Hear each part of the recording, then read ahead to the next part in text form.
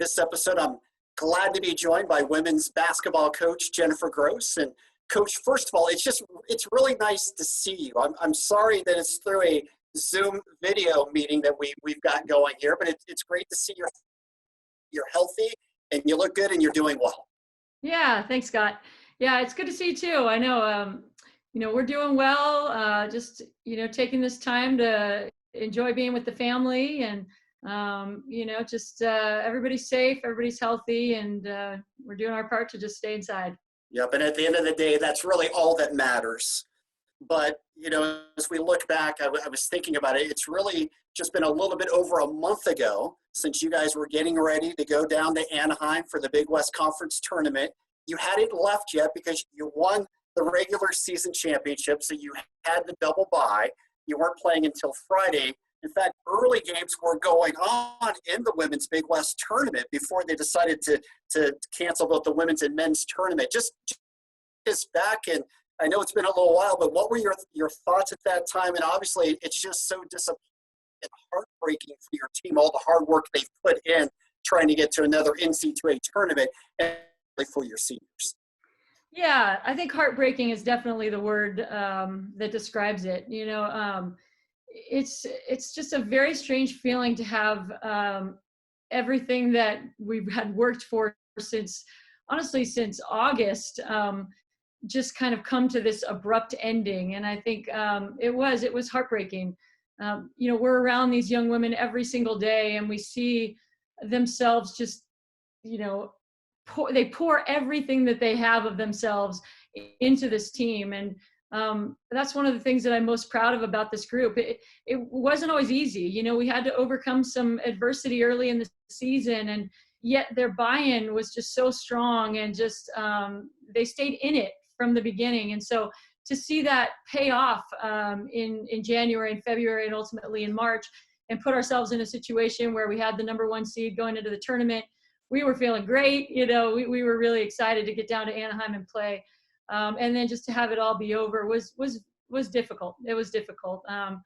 But what I told our team was, you can't take away what we did accomplish in the regular season, to come back with the target on our backs and to win that 4th straight championship, for our seniors to go out with 4 titles, something that really hasn't been done in a very long time in our conference, to be able to come back years later and see their banners hanging in the rafters is going to be a special feeling, and something that I know they're going to appreciate. And while this hurts, and while it was heartbreaking for the whole group, at some point you just kind of have to step back and say, there are bigger things than basketball. And I think for all of us that basketball just, kind of rules our life pretty much, or not just basketball, but in every coach has a different sport, to take a step back and just to appreciate what we did accomplish. And,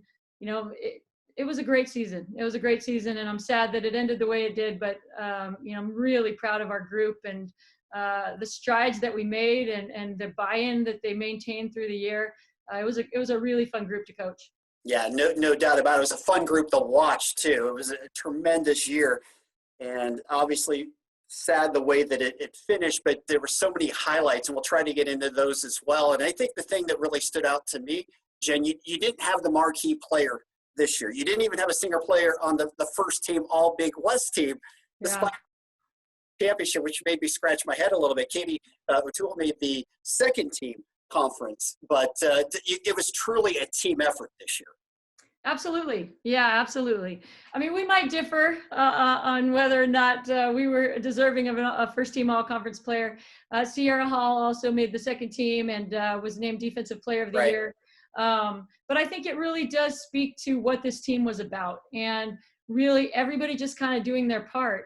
One thing that we talked about all year was that we're difficult to prepare for, because it's somebody different every night that's stepping up. Katie Toole, obviously, with a tremendous season, especially in the early non-conference, when we were really searching for how we were going to score and kind of get it going. She stepped up huge for us, had some big games early, and kind of, really began to identify as a scorer, which was huge for us this year. But, players like Sierra Hall, who is just the ultimate, what do you need from me, coach? Ultimate team player. You need me to rebound, I'll rebound. You need me to score, I'll score. I'll pass. We have players like that really just are about the team first, and all they want to do is win. And that's exciting, and I think for us, losing a player like Morgan Burch, the all-time leading scorer at UC Davis, losing the Eaton twins, who were such a big part of our program for the last couple of years. I think our players, there's a point where they look around and say, okay, well, now it's on us. And there was definitely a point in the year where I felt like the chemistry really started to take form. And individually, everybody started getting comfortable with what they were going to be able to bring on a daily basis. And it was fun to see it click, and to see everybody just do their part, whatever their part was, whether that was playing 30 minutes a game and dishing the ball to other teammates, whether that was coming in for 10 minutes and hitting some key shots for us. Everybody was all about the team. And that's probably one of the things I'm most proud of about this team this year.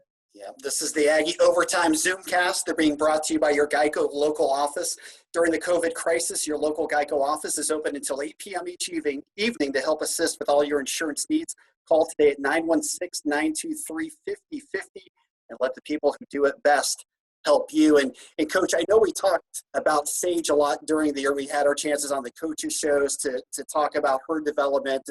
I really think she kind of symbolized your whole team, the way she improved throughout the entire year. She was tremendous down the stretch. We're talking about your center, Sage Stobart, who really stepped up in a big-time way for your team.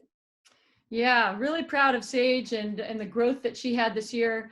She's just a sophomore. So, to come in, I think there was ultimately, this feeling of sort of, I got to take over for Morgan early on in the year. And really, there was no expectation for that. If you look back even at Morgan's growth throughout, there was just steady improvement throughout her time here. And I think we're seeing the same from Sage. When you have someone that is bought into their improvement, listens to the coaches, works as hard as she does, and just keeps a positive mentality throughout it, you're going to see that growth. And I think we saw her confidence just grow and grow throughout the season, to the point where she was knocking down threes for us. She was scoring inside. She was running the floor. And that was exciting offensively. I also thought she was one of the best defenders in the league. She was our rim protector. She blocked shots. She was there and help when we needed her. And those are the things that don't always show up on the stat sheet. How valuable she was. Along with her, someone like Kayla Conrad, who, again, you might not always see everything on the stat sheet, but how hard she played, the fact that she could guard from 1 through 5, point guard to post, just always willing to get it done on the boards, take charges. We just had so many players like that evolved through the season and really became key players for us. Yeah, absolutely. A lot of growth with this year's team. And as a coach, I know that's always very rewarding when you have the entire team contributing. If you guys had won the Big West Conference tournament, that would have been your second in a row, of course, looking to defend that. Everybody was predicting either a matchup at Oregon, and of course, Sabrina Ionescu, one of the most exciting players in women's college basketball in a long, long time. That would have been terrific. Or perhaps a rematch down at the farm against Stanford, too, which I know everybody would have relished. Yeah, I mean, I know we were, our mentality was, doesn't matter where we go, who we play, we'll be ready. We have a team full of competitors that had worked really hard to put ourselves in a great position to be able to make a second straight appearance in the NCAA tournament. And obviously there's a lot of great teams in our conference, and you never know, but I felt like we had the right mentality. And moving past that, Oregon, Stanford, it wouldn't have mattered too much. We would have just been ready and excited to play, and we would have just enjoyed the experience. And I think that's so it's interesting, because we talk so much with our team about celebrating the little things along the way, and whether that's in a game, finding those times where you can really enjoy the moment with your teammates. and that's in practice, in games, along the season. And I think this season really exemplified why that's so important, because in the end, yes, the cutting down the nets and making the NCAA tournament, of course, everybody, it's fun, and that's a memory that you won't forget. But really, what these young women are going to remember is all the little things along the way that made this experience so special. And I do think that remembering to celebrate those things is so important, because it is about the journey, Yeah. and it's a little cliche. I know we say it a lot, but honestly, we talk about that so much. It's about growth and buy-in and just being on this amazing ride with your teammates. And yeah, at the end, you hope that you're the one standing at the top of the ladder. There's nothing like that feeling. But I know for me personally, as a student athlete, when I look back and I think about the memories, it's the times in the hotels, it's it's those practices where you're grinding with your teammates, and it's just all the fun that you have along the way. So I really think that's what's going to be remembered, and we have to use this as a reminder to just take those moments and enjoy them, because that's, in the end, that's what it's about. Absolutely. That's well said. And I know you were so close with Coach Soker, and that's exactly what he would be telling everybody right now as well. Oh yeah. Coach Soker definitely would have perspective on this. And, it's, when it was sunny outside, he said, everybody's complaining that we need more rain. Well, I'm on the golf course enjoying the sun, when it's let's look at the bright side of everything. And as difficult as these times are right now, and as sad as they are for people dealing with this virus, I think there are some silver linings, and we're trying to find those and just find a way to be better people and to come out of this stronger. Yeah, and the most would be all about that. Absolutely, and the most important thing is all your student athletes, your family is healthy, and that's the most that we can ask for right now, and we'll take that as a little a positive in what was obviously a very difficult time, not being able to finish the season. Now, Coach, let me ask you this to project forward as we look forward into the summer and the rest of spring. What are you able to do right now? How is recruiting going? How is life as a coach right now for you? Yeah, it's the recruiting has picked up quite a lot. Although we can't be out at tournaments watching kids, we're doing a lot of relationship building, and we're doing virtual visits, with different players, and still trying to give them a glimpse at what we have to offer at UC Davis. And that's really what we are about, is building really strong relationships in our program. And so the recruiting process is fun for me, because I get to do that with these young future student athletes, hopefully Davis student athletes, with their parents, with their coaches. And so we're busy doing that. This time of year, we typically just take a little breather with our team and give them some time off to just relax, both mentally and physically and emotionally, because it is such a it's a roller coaster ride of emotions throughout the year, and you put so much of your heart and soul into it. So it's good for them to just take a little break. So we're doing our best to stay connected through Zoom meetings and phone calls and things like that. But we're giving them a chance to just take a little break. And we'll start up in the next couple of weeks with some team building sessions and some different ways that we can challenge them and stay connected with them. So that's kind of what we've been up to right now. And we're just taking a little bit of time to step back and recover a bit. Absolutely. This episode of the Aggie Overtime Zoomcast with the Big West Coach of the Year, Jennifer Gross, being brought to you by Woodstock's Pizza. Woodstock's is open for curbside pickup and contactless delivery from lunch to late night. Now, Woodstock's offers your favorite beer, wine, hard cider, and hard seltzer to go. We even have that draft beer to go with happy hour pricing all day, every day. Order online at woodstocksdavis.com for fast, free, contactless delivery from our trained delivery team. Coach, as you look past this spring and summer, look into the fall, and I know you don't have a crystal ball more than anybody else does right now, but how do you game plan? How do you kind of put together a timeline as you get ready for what will hopefully be the 2020-21 season? Yeah, I think at this time we're just kind of proceeding as if summer workouts will be in full swing, and and the start of practice will begin on time. I think the other thing we're really trying to do right now, since we have a little bit of extra time, is just to use this opportunity to grow as coaches. There's a lot of online material right now in terms of Zoom talks from coaches around the country.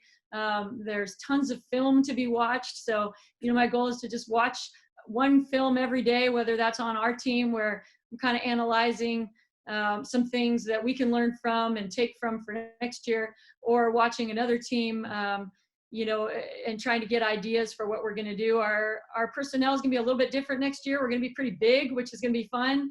Yeah. We got 6'6", 6'5", 6'3", 6'3". So,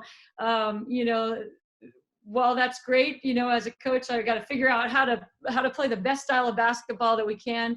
But that's the fun part, So we're using this time to just get as organized as possible, as prepared as possible, and hopefully come beginning of August, we'll be able to start working out with our team and, take off in terms of getting ourselves ready to have another successful season next year.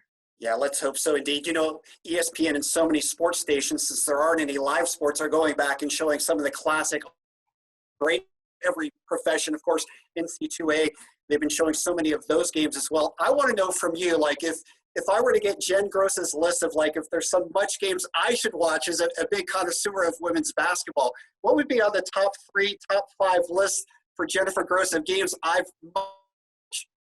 You got to go with the Mississippi State UConn game from a couple years ago, kind of ending UConn's, what was it, like a 3-year streak?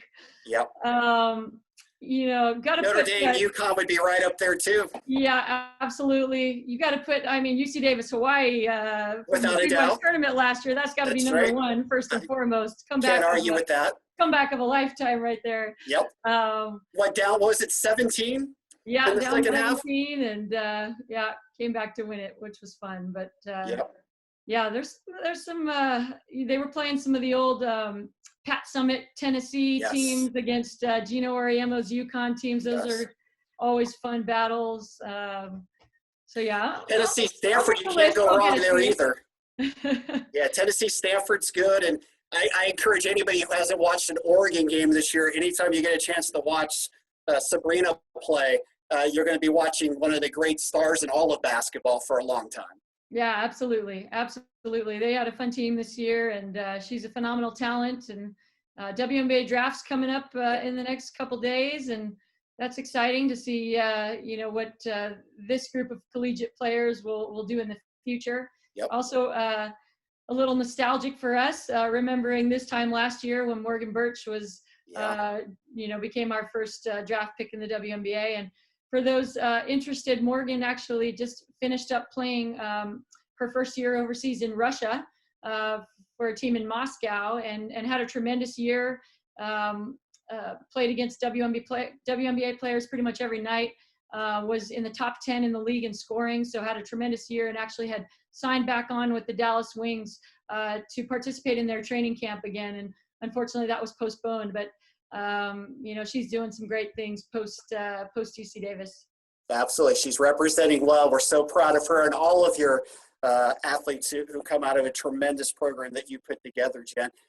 Finally, how about you and Coach Joe, your husband, of course, coaching staff, and your kids? What are you guys doing to occupy your time as a family? Yeah, we're just, like I said, just trying to take this time to spend that extra time with our kids. It's rare that we get this much time this time of year. We're usually recruiting. So we are busy with bike rides pretty much every day. Okay. We got a little, online outside basketball training. We even had a guest appearance. Courtney Eaton the other day did a little Zoom ball handling workout with our kids, which had them pretty fired up. We're learning how to be homeschool teachers, which, at times wants us, causing us to pull our hair out. But for the most part, we're just trying to take a breath and enjoy this time with the kids, and, just relax a bit and use this time, like I said, to get ourselves rejuvenated and ready for next season. And I think our staff is doing the same. We're in touch with them, all the time, and still. I have a very creative staff that's all the time, throwing out ideas for anything from team building to recruiting. So we're just trying to do our best to just come up with new ideas for our program, and just stay connected and keep getting better. So Yep. That's kind of what we're up to. That sounds like a good plan right there. I'm glad to hear that you're doing well, that you're safe, healthy, that everybody in your family and the program is as well. Jen, really appreciate the time, and I can't wait to look forward to next season and hopefully you in the fall as we get ready for another great women's basketball, and hopefully as well.